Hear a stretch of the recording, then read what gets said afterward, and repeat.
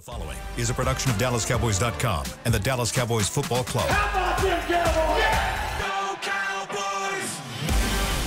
This is the Players Lounge, broadcasting live from Dallas Cowboys World Headquarters at the Star. Now, your hosts, Barry Church, Anthony Dorsett, Damontre Moore, and Newy Scruggs.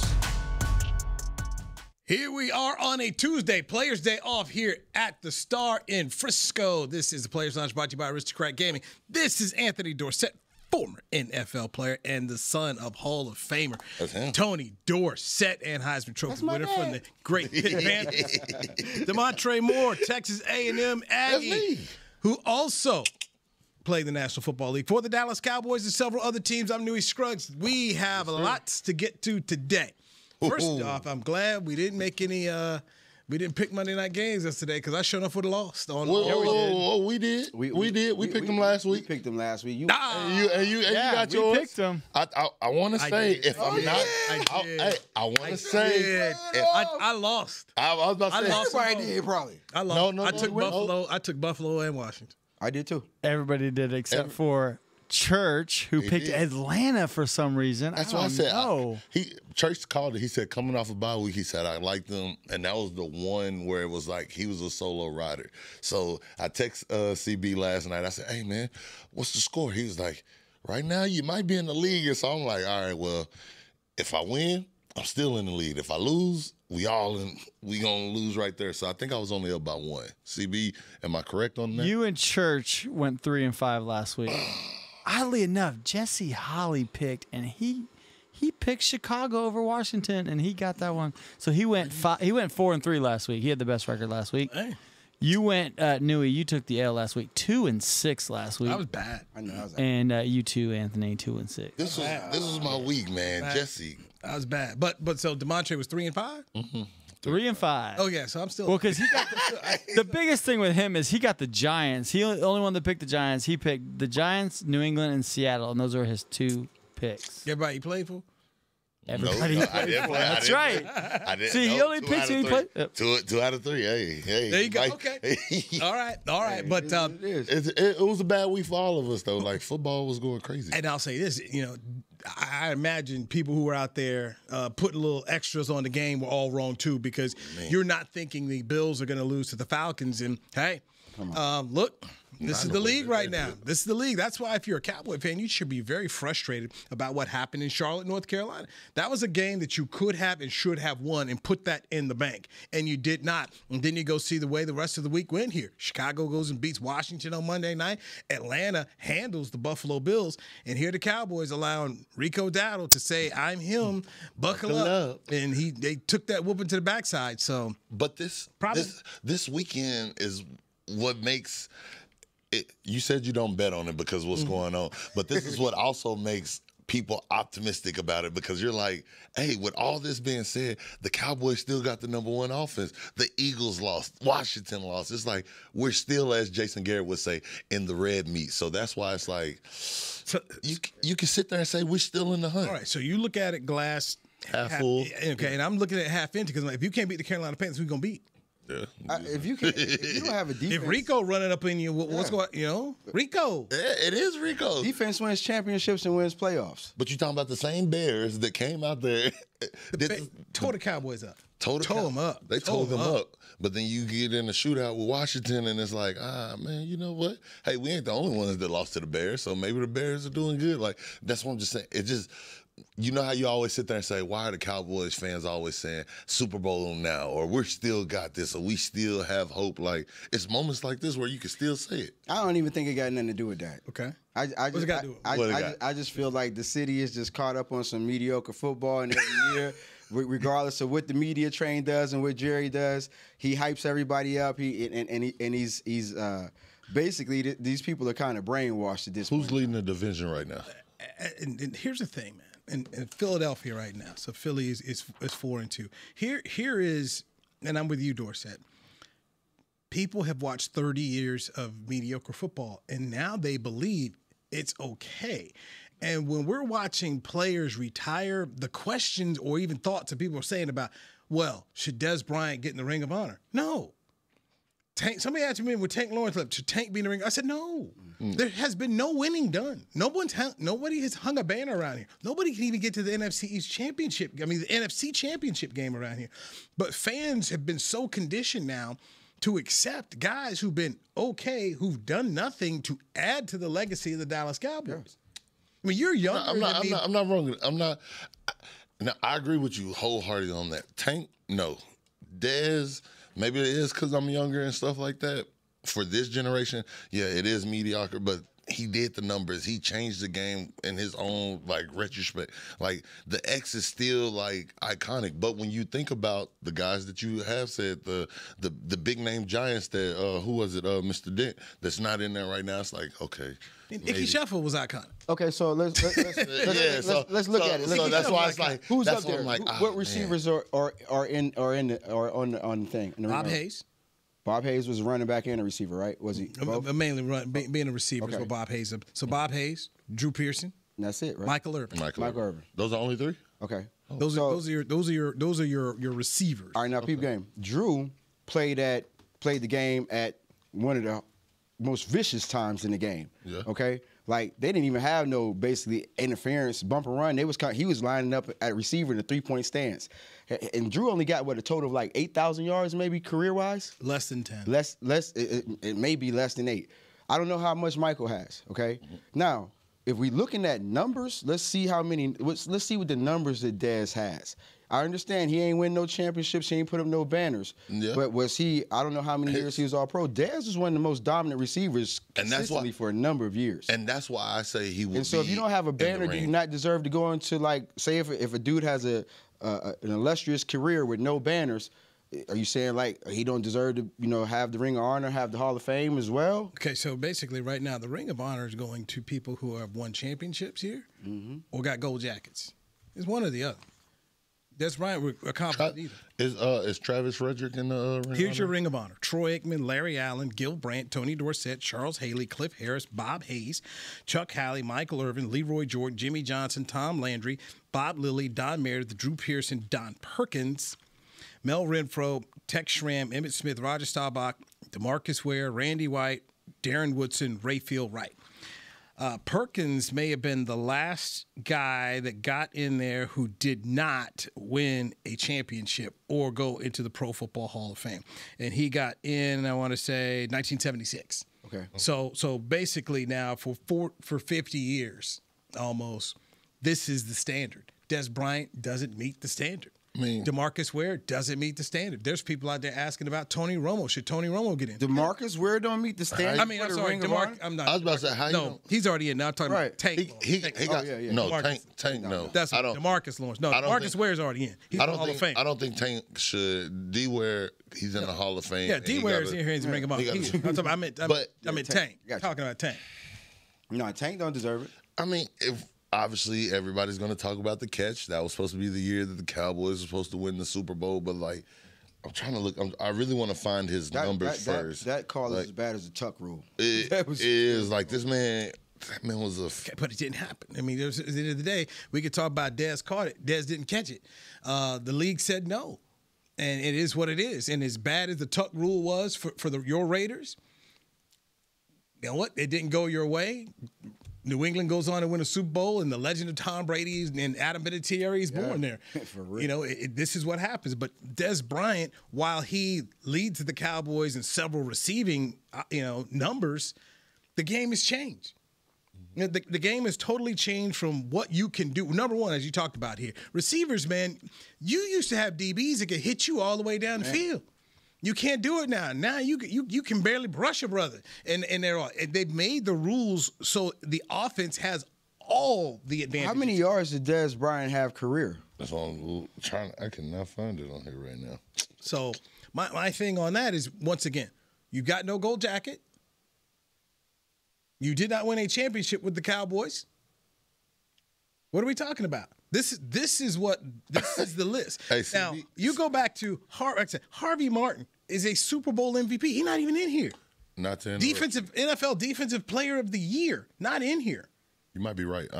I was just going to interrupt you to give you your flowers. If this is correct, what I'm looking at on ESPN, for career-wise total receiving yardage, Dez Bryant has 7,506 yards on a total of 926 targets. Yeah. Out of those 926 targets, 537 have those been caught. And at this point, okay, if CeeDee Lamb plays the same number of years as Dez, what did Dez play? 9? About 9 years? Yep, I think so. Take that back. That was up to 2020. So they didn't have his last few years. What was his last year in the league? I mean, he was hanging around with Baltimore. Right? Yeah. But at this point in time, CeeDee Lamb will pass Dez Bryant in many of these categories. And I'll tell you this, CeeDee Lamb shouldn't get in there either. If you do the standard, at some point in time, we got to make the standard the standard. If no gold jacket, no championship, then man, ain't got no time for you. Zach Martin. So Zach Martin will get in because Zach Martin will get. No. 70, yeah, no. Those are the right. Do that. Those are the right numbers. They've been doing it. Well, I mean, because you could get into the Hall of Fame 50 years later. All right, so then at that point, now what we doing is we bringing in legends all 20 years after the fact and everything else. You mean like what they did with Drew Pearson? It ain't just Drew though. He ain't the only legend that went in. Okay, but I'm just saying. So there's other teams that have been doing it too. So and I'm not just talking about like the situation here in Dallas. I'm talking about like a player's career overall. So like at that point, if you have these crazy numbers, but it takes them forever to put you in the Hall of Fame for whatever reason, like T.O. had to wait because not his numbers wasn't right because they quote unquote didn't like what he was doing off the field and everything else like that. Then if we're basing it off of that, then it could be something that should make a case for someone. Then how many Super Bowls do Drew? Did Dan Marino was Dan Marino first ballot? Yeah, he was first ballot. Yeah. Okay, I'm talking about for the Cowboys. What do you? But that's who I'm talking about. Okay, for the Cowboys. But when we talk about the Cowboys Ring of Honor, that's what I'm talking about. You want me to make a case for somebody that don't have the numbers or that's iconic like that, right? Whatever you want. That may have the numbers, but doesn't have the gold jacket or the Super Bowl. I mean, we all know that Zach Martin's going to be a first ballot Hall of Famer. Should be. But I would say another guy that I think should be in the Ring of Honor that didn't win anything here, but was a name, Travis Frederick. No, he didn't play long enough. That man, he was a catalyst to this line. Zach, he trained. Won what? They've had multiple. They had multiple top offenses in the league. Like who did you say before that? Zach Martin. Zach Martin, but he's going to be a first ballot Hall of Famer. You can't. Was he only had his Super Bowl teams? No, but he's only had 3 holding calls his whole career. In 5 years, Zach Martin will be in. He will get a gold jacket. Okay. So Zach Martin and Jason Witten are going to go in the Hall of Fame. So they'll be in the Ring of Honor. Jason Witten, he changed the game. Okay, so those two guys will get in. How many rings does Drew Pearson have? 1. Played 2 Super Bowls. So he has 2? He played in 2 Super Bowls. Okay, he played in. He has more career yardage, 7,822, but Dez has 75 touchdowns in his career. Drew Pearson only has 48. There you go. I got a name for you. He only has 48. Did Tony Hill win anything while he was here? And Tony Hill shouldn't be in there. Did Tony Hill win anything while he was here? To my knowledge, no. I don't think Tony was on the Super Bowl. Was Tony that good? He got more yards than Drew Pearson. Mm-hmm. He got more yards than Dez Bryant. I mean, yeah, but then Tony Hill doesn't. Tony Hill shouldn't be in it. Tony Hill's name is on it, and I love Tony personally, good dude, as you know him as well. Is Everson Walls in it? Everson Walls, shockingly and shamefully, is not. Everson Walls. He don't deserve it? Yes. Okay, you told me to give you one. I gave you one. Yeah. Hey, you know they said clock is right 2 times throughout the day, but I like it. Everson Walls. And Everson got 50-something career interceptions and ain't in the Hall of Fame. Everybody else that got 50-some interceptions, they in the Hall. Everson Walls was up tragically, Everson Walls was up in his final year as a player and did not get in. The people in charge of the Dallas media who are in charge of trying to make sure these names get put out here did Everson Walls a disservice.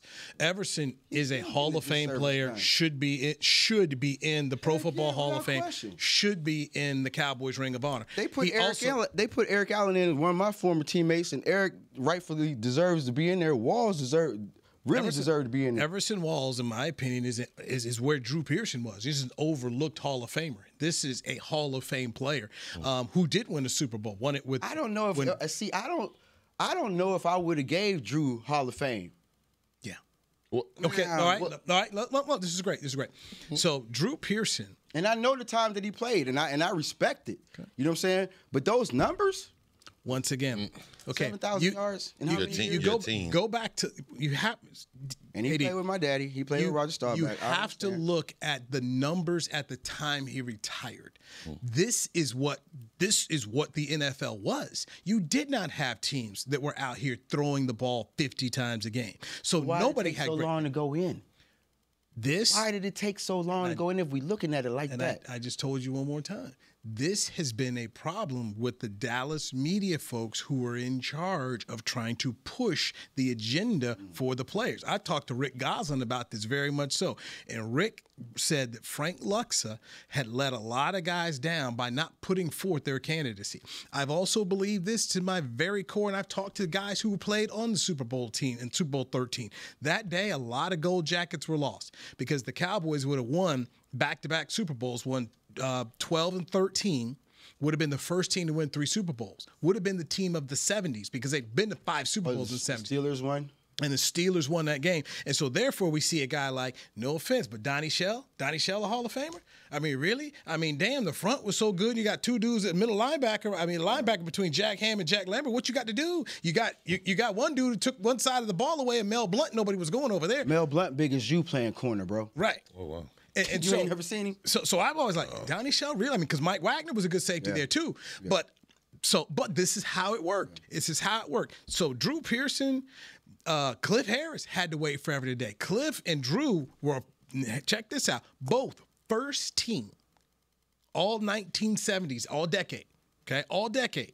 These two forever today were the only 2 first-team guys on offense or defense in the 1970s who were not in the Pro Football Hall of Fame. Really? So when they come up with the original class, when they added 10 people, Drew didn't get in. They put Cliff in. The dude who was second-team all-decade receiver was Harold Carmichael. They put Harold Carmichael in the Pro Football Hall of Fame before Drew Pearson. How many yards Harold Carmichael? I don't know how many yards he had. He played in 1 Super Bowl. They got beat by the Raiders. Drew Pearson played in 2 Super Bowls. His quarterback is in the Hall. The head coach is in the Hall. And you start looking around at different guys who played in the 70s like that too, between the quarterback and the head coach, and pretty much the receiver got in there too. The running back is in the Hall of Fame. Drew Pearson was very critical, and Roger Staubach talked about it. This guy's a Hall of Famer. It took way too long for him to get in. He was done a disservice. Everson Walls, for the time that he played and the yards that he put up.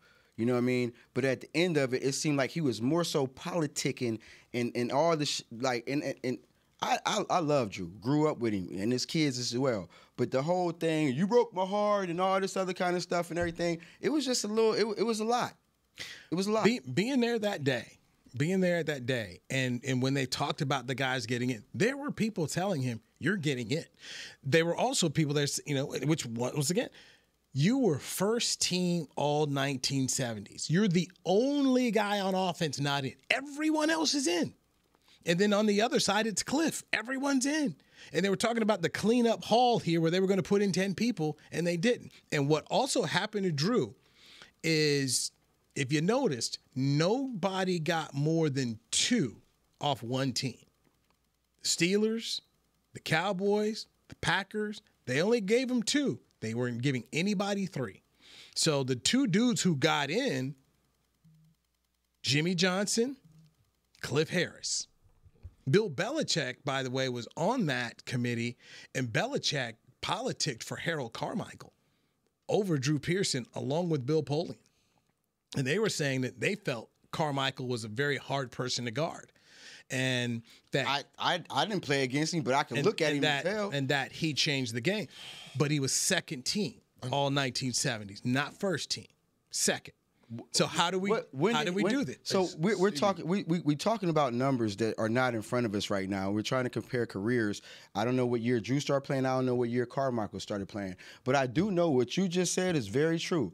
The harder to cover out of the 2 was definitely going to be Carmichael. Drew had, them legs was doing like this when he was running, and he wasn't no top speed dude, and he wasn't a big guy. Was undrafted. That gives you a little more pull. We all know that. Right. And so that gives you more fight. The first team wide receivers 97 is Lynn Swann, who's in, and I think Lynn has maybe 10,000 yards or less, and for a lot of years it was used against him before he got put in. But it's Lynn Swann and Drew Pearson. Both guys won championships. Both guys Hall of Fame players, and they rightfully are in their spots. Lynn Swann had another teammate, John Stallworth. He ain't yeah. Ain't he too? So, yeah, John. Yeah, it's just frustrating. I guess when you think about, are you making the argument? The process is frustrating. So it definitely is, especially as an athlete going through those things of what are these determining factor. But with Drew Pearson, did he get into the Cowboys Ring of Honor, I'm assuming, before he got into the Hall of Fame? Yeah. He did. Yeah. But even that took a while because it was a disagreement with him and the committee. Hey, exactly. And so we got to hit a break. Break here. Let's hit a break.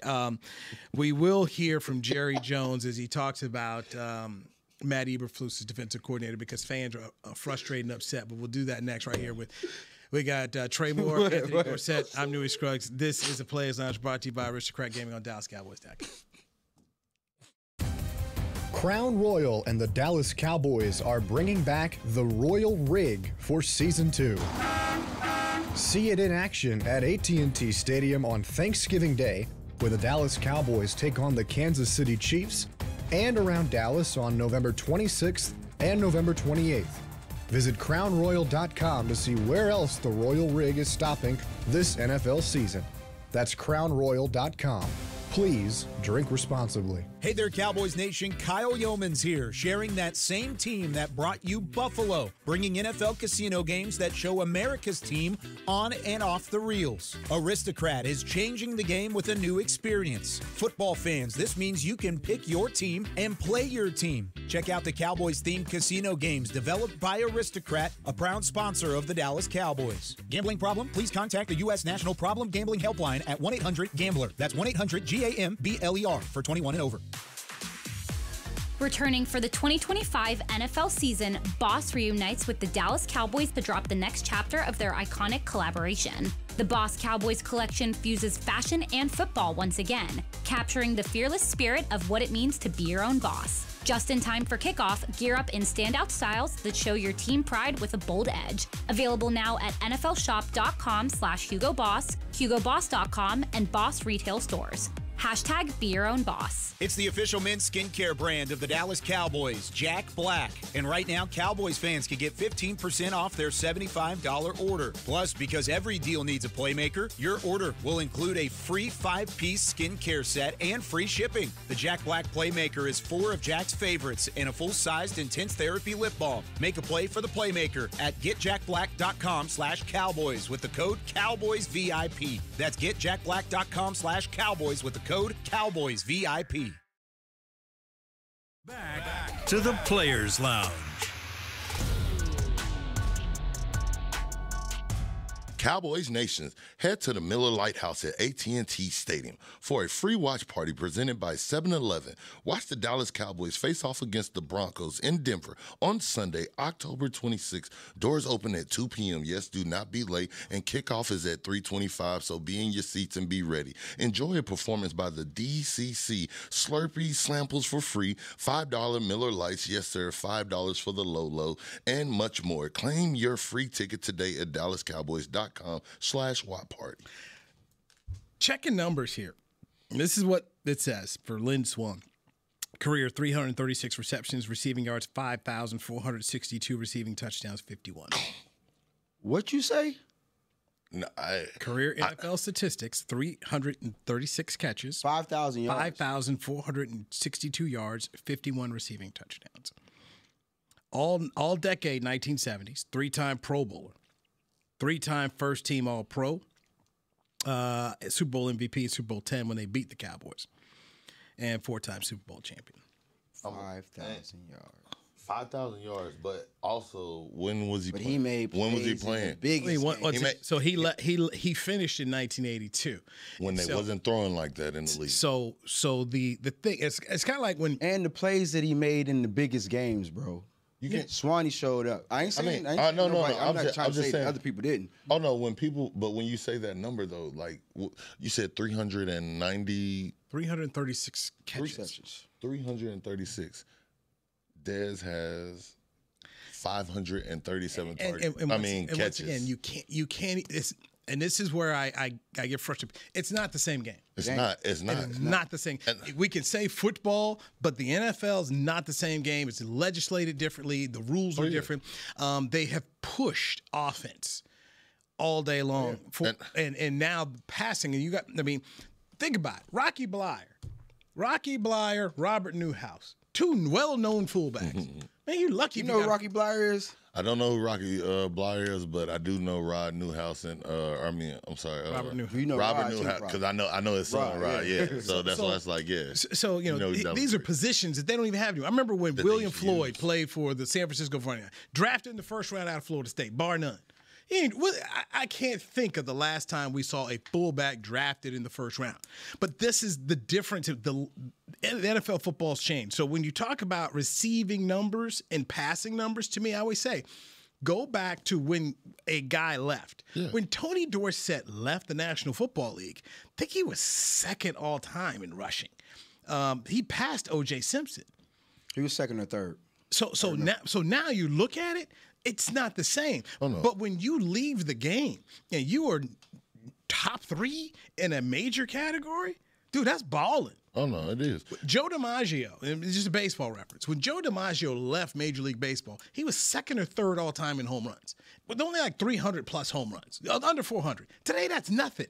But that, to me, when I say, when did you leave? And how you left, it's a heck of a thing we don't talk about. It's context is so much of what matters when I think about these things. What's the context? And I go back to Lynn Swann and what you were saying. The biggest games and the biggest lights, that dude was there. Yeah. Super Bowl 13 makes a hell of a catch, ends up getting hurt and going out of the game, but it was one of the differences. It helped the Steelers beat the Cowboys, become the team of the 70s. 4 Super Bowl championships. Yes, the first 2, they were running the ball, but dude was there. That's what puts you in. When you start to look at the amount of winning first team, okay, when they came out all 19, so they sit up here, they got 2 receivers for the whole decade. A heck of a decade of football, by the way. It's some tremendous players. He was there. That's why I feel like Des Bryant wasn't there. He wasn't. And I'm not making a case for him. I said, in my generation, I'm thinking about it, but when I sit here, like I said, I'm a football guy. Like when you play out there a certain amount of time, you start to study the game to figure out how you can stay there, and you have a better appreciation for it. And looking at the numbers, it's like, yes, he was iconic for what I seen, but like you said, my man had 5,000 yards on 336 catches, 537 reception. He only has 7,000, and only that is a major accomplishment. Some guys don't never get this, but 537, you only have 7,506, 75 yardage. Like, you know how PFF has the ratio, like, hey, if this person only played 5 reps, but he had 2 sacks, then his production ratio is way over there. Right. Like, I wish they had a grading scale like this when it comes for talking to, if you're going to compare receivers to receiver. If he did what he did in today's game with the protection that they have, I wish they had something where they can say, hey, this is what we project that he would have in this day and age with, 4+ games or however many extra plus regular season games. Because we talk about, I remember, what was it, a couple years ago when they were talking about TJ Watt breaking Michael Strahan's record. Like, it would have been iconic. It would have been cool. The record's broken, but you have way more games. Oh, well, the Brett Favre laid down for Strahan to get the record and do this and do that. He did it in less reps. Like, it's still more impressive when you can do that. Like, records are meant to be broken. And it's context. And that's where I go into all-time context. I mean, right now, you start looking at NFL passing leaders, all-time yardage. Brady's number 1. Nobody argues with that. But what I do find interesting when people say, well, if a guy has these certain numbers, then he should be in the Hall. Matt Ryan's 8th all-time. Is Matt Ryan a Hall of Famer? Is Frank Gore a Hall of Famer? Was Frank Gore ever first-team All-Pro? Was he ever the best running back in the league? I will say, was he ever the top back in the league? But he got Hall of Fame numbers. He got Hall of Fame numbers, and what he had most importantly is longevity. What do you mean? Bro, who's played that long? That's part of the argument that we're making right now as well. You just made the argument that there's more games and da da da da. It is, but he's played in multiple It's not like he played in one era. Frank Gore played. Frank Gore, 16,000 yards of rushing. How many years he played? Number 3 all time. I don't know the number of years that about he played. 16 years. But he played through multiple years. He played like with guys we're talking about, Luke Kuechly, Ray Lewis. When it comes if you at the barbershop, you're bound to get a haircut. When you talk about and then y'all saying 1,000, 1,000 yards ain't that big of a deal. Touchdowns 20. How many touchdowns? Hold on, let's hear all the numbers first. He's 20th all time in touchdowns. 81 tied with O.J. Anderson. Was he first pro ever? First team pro ever? I don't think you should say that because that's a measuring stick of it too as well. It's a measuring stick, but. The whole argument before him was just about how the media push certain people and do this and that, and you don't get your cookies it was due. This is what the great Rick Gosselin would tell me. He said, stat compiler. And I believe that's what you're talking about here. Frank Gore, a Hall of Fame player, was just a stat compiler because he played. And it's an interesting thing because in the world of baseball, you hang out long enough and get yourself 3,000 hits, they're going to put you in. Based on, 3,000 hits, 3,000 hits. Frank Gore finishing 3rd all time and playing that long, there is something to be said for that when you look at guys who've had shorter careers and it gets used against them. So it's a fantastic argument. And I would love to hear the person, and I don't know which city Frank Gore would be represented by, who makes the presentation. Was it someone from San Francisco? Or exactly what I was going to ask. Who does it? What case would you make for Frank Gore? It'd be very interesting. Here's what we do know. He was never a first-team All-Pro player. He was a second-team All-Pro once. One time. 5-time Pro Bowler. He was NFL All-Decade 2010. So he was an All-Decade player. So he does that. He does have that in his back pocket. And Frank Gore is almost in some ways is another fantastic case for Eli Manning. There are a lot of people out there about Eli Manning who have a question mark about him. But he's a Hall of Famer. But Frank Gore, here are your running backs for the 2010s. Frank Gore, Marshawn Lynch, LaShawn McCoy, and Adrian Peterson. Those are your 4 running backs. Hey, so out of that list, who you picking? You can only pick one. If I'm picking out of that, give me the list again. It's Adrian Peterson. No, let him pick. I want to hear what he give me the list again. It is Frank Gore, Marshawn Lynch, LaShawn McCoy, and Adrian Peterson. First ballot, AP. Second ballot, Frank Gore. Out of those guys, I mean, those other 2 guys. They were special, like shady shifting. You talking about doing everything. Now, I'll say this, but the best ability is availability, and Frank was available for a long time. It's a fantastic argument. Now, when you say pick one, I mean on these lists here, you're going to have multiple guys at a position go in because just say, for instance, the quarterback. Your 2 quarterbacks on the list are Tom Brady and Aaron Rodgers. They're both going to go in. They'll both be first ballot guys. It ain't 2 running backs on that list that's going in right now. Ooh. Or that's going in at the same time. No, that's 2 different things you just said. Same time? No, but that's what I meant. What I meant is what I just said. Okay, then. No, we didn't say What do you mean, 2 running backs on the same ballot going in? Yeah. No. They could be the same ballot, but I don't think the 2 of those, that more than one from that list is going to go in at one time. Not at one time, but when you say the same class, like the same Hall of Fame class, it's very rare. It's very rare that you get multiple positions in one class. At the same, and if we're it's rare. And if we're being completely, I don't know. Didn't Champ go in with Ed Reed or something like that too? Safety and corner. But it's a defensive back, bro. No, that's 2 different things. Neither one of y'all lined up to play the position. It's a defensive back. I played both. I lined up at both, and I know the skill and the technique it takes to play both. And so Carnell Lake played both. AD, here's what I'm trying to tell you, and you understand it. When I'm talking to the voters and the people that do this, they have a differentiation between the safety and the corner.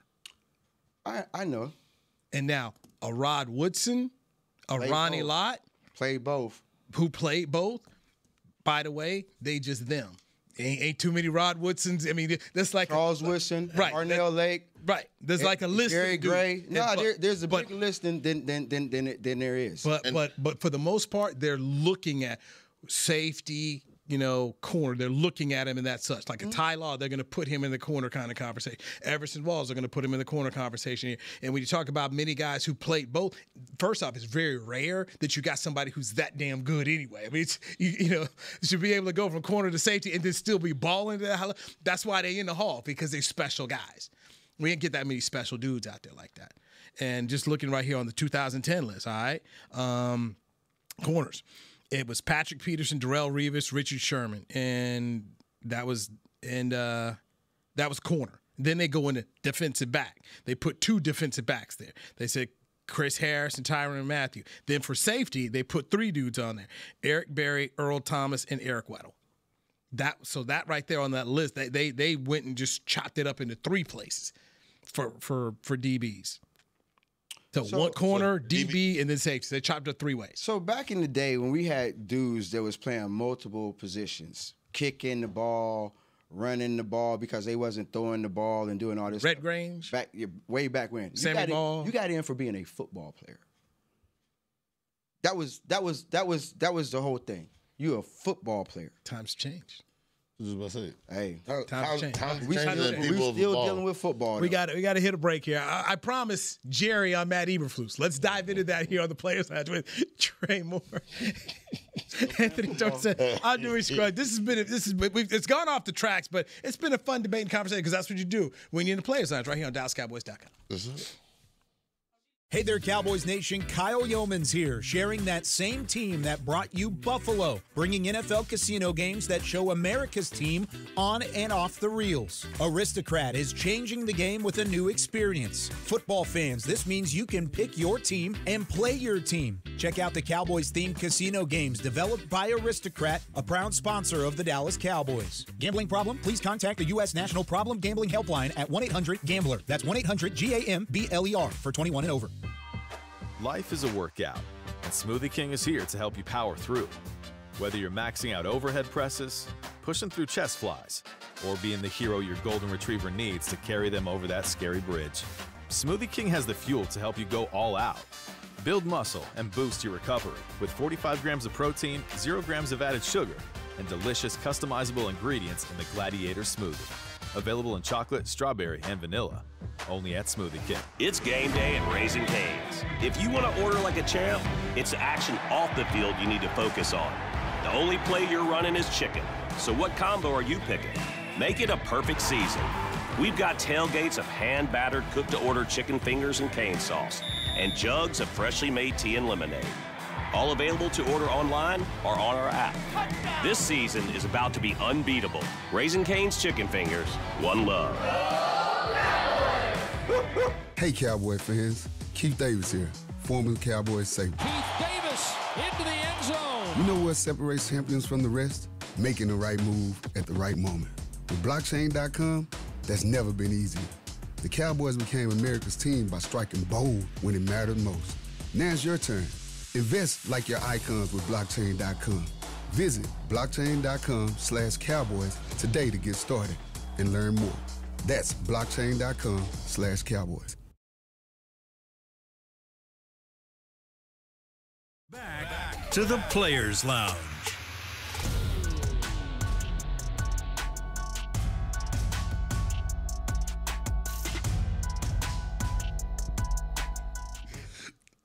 The countdown to game day starts with Rally Days, presented by SeatGeek. Get a behind-the-scenes look at AT&T Stadium. Meet the Dallas Cowboys cheerleaders, alumni, play games, win prizes, and much, much more, a lot more. Get your ticket for the next Rally Day on October 18th at AT&TStadium.com/Rally Days. Aggie Man, Damontre Moore, we appreciate that. Former Dallas Cowboys, Anthony Dorsett, former NFL player. I'm Newy Scruggs. This is the Players Lounge, brought to you by Aristocrat Gaming. So the Cowboys are number one in offense, scoring 30 a game. Defense giving up 30 to 31. And it's just not pretty. They lose to the Carolina Panthers 30 to 27. Jerry Jones did his weekly radio show, 105.3 The Fan, 8:30 on Tuesdays. The official Cowboys radio station, home of the Cowboys. So here's what he said in terms of frustrated fans who are not happy with Matt Eberflus and some people who also want him replaced. Here's Jerry. He's had tremendous experience. He's dealt with adversity with a long record, not only with us, but with his tenure at Chicago and Indianapolis. And he's had some great successes, had some very great successes, but he's had his tail kicked. That's who I want in the foxhole with me, because there's no such thing as having all the answers. And so when I jumped at it, when I saw we had a chance to get him, I still feel as strongly as I did the day we brought him in here. And these things that we're dealing with here are not one, two major things. There are a lot of little things that you can address and get right, and you can adjust the nuances of them. And, for instance, the other day, we couldn't stop the run, yet we were within a possession. If we drive that ball at the end of the game, we got a good chance to win it. We were up all day for the most part.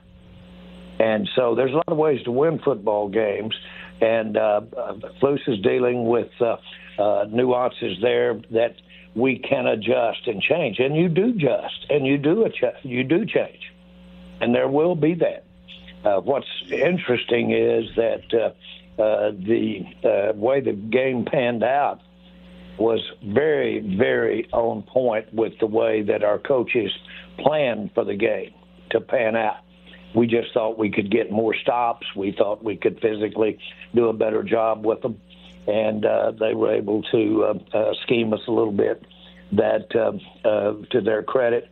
But we were in that game close enough. What I think I don't want to take too long on this answer, but Carolina is easy to overlook as a formidable matchup with us.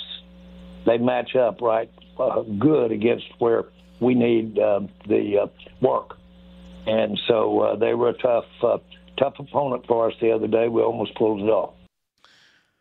The Carolina Panthers have beaten 3 teams this year: Atlanta, Miami, and Dallas. They've lost to Jacksonville. They've lost to Arizona. They've lost to New England. All 3 losses were on the road. All 3 wins were at home. And if Jerry says they're on par with Carolina, guys, that doesn't make me feel real good. Let me say this before I forget it real quick, because it was something he said. And I don't remember exactly what he said right quick, but he says it made reference to the point that that they thought Rico was going to get over 200 yards. Didn't he say it sounded like that? It sounded like who said that? I didn't hear it that way. I didn't hear it that way. What I heard was him he basically just said Eberflus ain't gonna get fired. I need him in the fight, but also this is a tough opponent. And it was something he said about the matchup and the way that they felt like the game was going to turn out. Yeah, he said that the matchup went exactly how it was planned in the schedule. From them seeing that, they just planned on having a couple more. So stops. what I heard was that we knew that he was going to bust our but we just thought that we might be able to stop him at some point in time. He didn't say him. He said them, but we know who Breece Hall ran against us. I mean, they've given up yardage on the ground. But we talking about what he just said about Carolina, though. Right, and I'm just saying. Yes, he's to sounded like he said, "Hey, yeah, we knew we were gonna give him some yards." Yeah, but we can't stop the run, so we knew we were gonna give him some yards. But we thought Dak was going to, and this is what Dak even told. We thought we were getting the ball back. With 6:07 to go, they thought they had one more shot to go win the football game. But the vaunted Carolina offense led by Bryce Young did the 6-minute 7 drive. not a 2-minute, not a 2-minute, not a 3-minute, but a 6-minute 7 drive to say, you're not getting the football back. Dude, that's pathetic. That's embarrassing. And Jerry, you wanted Matt Eberflus. He tells us right there. He hired Matt Eberflus. He wanted Matt Eberflus back in the building. And this guy's not getting it done, but he said, you know what, he's going to be here. Okay. I think that the defense in itself, and we've talked about this a lot of times already, this defense had another guy on it at one point in time that could make a lot of things disappear. Mm-hmm. They got the number one rush defense and at the same time, and at this, they got the number one rush defense in the league. Okay, and then at the same time as well, like if you're looking at it, and I don't know what options Eberflus has or whatever defense coordinator had, this job is a much more attractive job with Micah Parsons on the team than without him on the team. It is, but I'm sorry. I'm sorry. Stop talking about that, bro. Like, that doesn't matter. Like, no, it does matter. You talking about somebody taking a job? Okay, so you looking at teams. You're a free agent. You looking at teams, right? You looking at teams. You looking at teams that got championship pedigree players on it compared to dudes who ain't gonna do nothing. So what team are you going to pick? Are you going to take the team that's going to probably get you to the playoffs with the champion pedigree, or are you going to take the team that's not that you know is not going to win games? It depends. What are you talking about from what perspective? A player's perspective, a coach's perspective. I'm talking about two different perspectives. No, yes, it is. At the end of the day, not as a free agent, yes, it is. If I'm picking a job, are you serious right now? If somebody says that they're going to get the defense, hold on. You can't interrupt me if you're going to ask me a question. Let me get it out. So, like I said, it is a different job. If I'm a defensive coordinator and somebody says I had the potential to go be the defensive coordinator of the Dallas Cowboys, or I'm going to go be the defensive coordinator of the Cleveland Browns, they're going to take the Cowboys every time because of the off-the-field money, because of the notoriety, because of the media. We ain't dealing with those things. You do deal with those things, but then you also think, and then you put them in a terrible market. But then also you got to take in a different market. Hold on, yeah, that's two different markets of why somebody would take it. But then hold on, I got you, Newy. I don't want to keep talking, but also the last thing is the ownership. Am I going to go somewhere that somebody wants me or don't want me? And if I'm Eberflus going to America's team with the owner that wants me, Cleveland Browns. So that's two different organizations. We're going to end it like this. I don't know if Matt Eberflus even had another option. That's all. He might not. That's all. All right. Anthony Dorsett, appreciate it. Damontre Moore, appreciate it. I'm Newy Scruggs for Chris Beam and everybody else here at DallasCowboys.com. We appreciate you. We'll do it again tomorrow. This has been a production of DallasCowboys.com and the Dallas Cowboys Football Club. How about this,